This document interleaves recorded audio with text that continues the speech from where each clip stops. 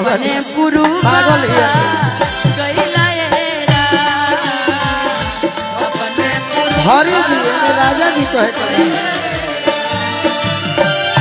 गमना करबला राजा जी हरी जी होने वाले ठीक है राजा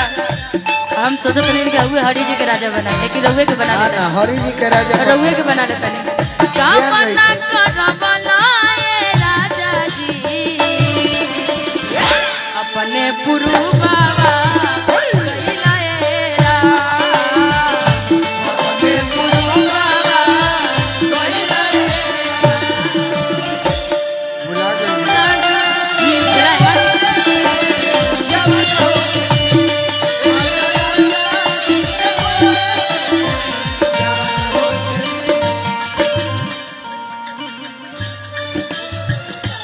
हाँ हाँ तुरंत भाई गोलू यही मेरू राज है अब हमारे गोड़ में ठंडा मार दे महाराज के गोड़ा में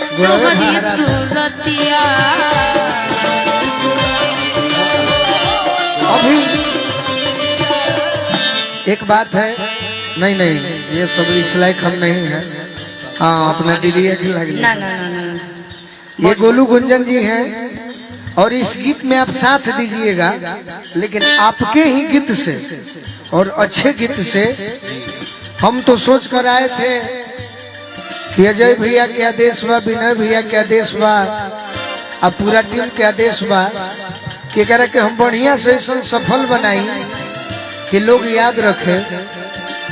सफल हो तो ठीक बा लेकिन हमारे पेट नहीं के भरल का छोटे बाबा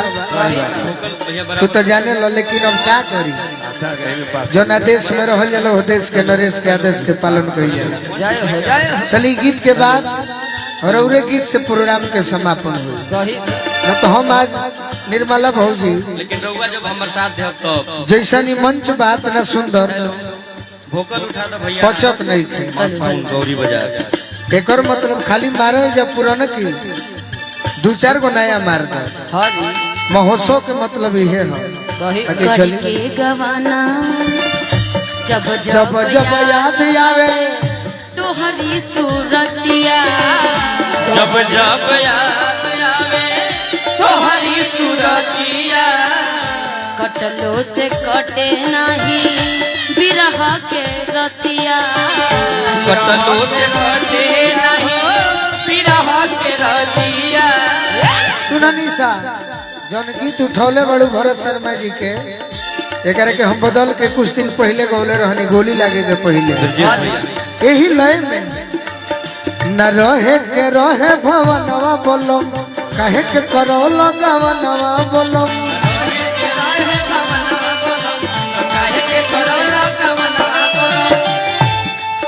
अगला को न रुपया को महिला में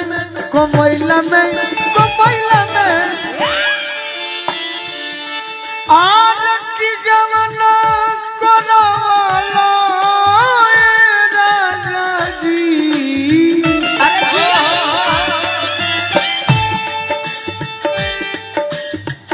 जमाना करवाला राजा जी कहे कुतैला कहे सुरेंद्र बाबू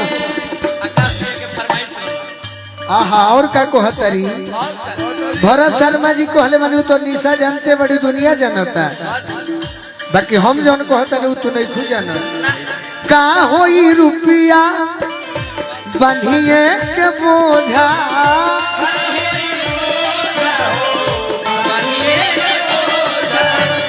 तू ही जो रहबना अखिए के सोझा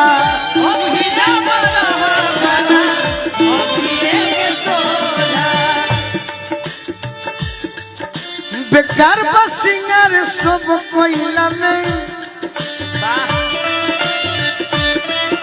बेकार बसिंगर सब कोयला में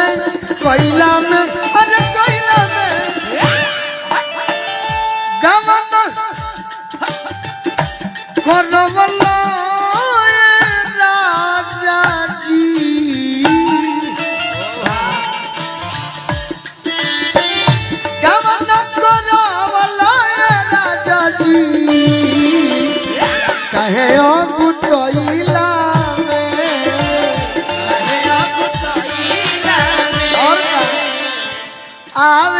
तेरी जतने होता हॉल चलो आवे में तेरी जतने होता हाल चाल हो से जिया पशु सुके जवनिया चढ़ाल हो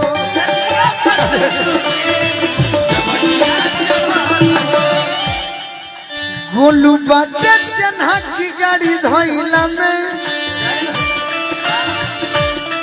गोलू बाटे चन्हा की गाड़ी धोइला में अरे धोइला में गावना करवला ए राजा जी